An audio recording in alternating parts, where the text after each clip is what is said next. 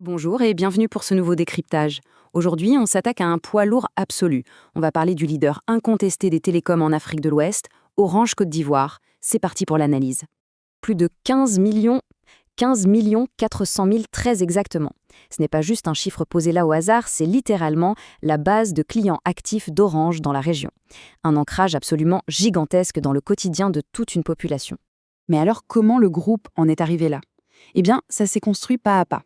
On parle d'une présence forte sur 3 pays, renforcée par l'expansion au Libéria en 2016. Et puis, il y a eu ce fameux tournant fin 2022, la plus grande introduction en bourse de toute l'histoire de la BRVM. À l'époque, le titre était à 9 500 francs CFA.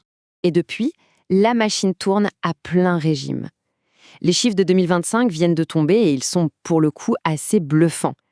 Le chiffre d'affaires fait un bond de plus de 10% pour atteindre les 1197 milliards de francs CFA. Et le bénéfice net suit exactement la même cadence, avec 167,8 milliards. C'est une croissance ultra solide. Ce qui booste vraiment cette croissance spectaculaire, c'est Orange Money. C'est devenu le vrai moteur fintech incontournable. Tout ça est soutenu par des investissements massifs. On parle de plus de 184 milliards injectés rien qu'en 2025, juste pour étendre la fibre optique et accélérer sur la 5G. Forcément, une telle performance opérationnelle percute les marchés financiers de plein fouet. Le titre a explosé de plus de 60% depuis son introduction. Passer de 9 500 à une fourchette actuelle qui navigue entre 15 200 et 15 400 francs CFA, c'est une création de valeur exceptionnelle. Et la cerise sur le gâteau pour les actionnaires, c'est la politique de distribution.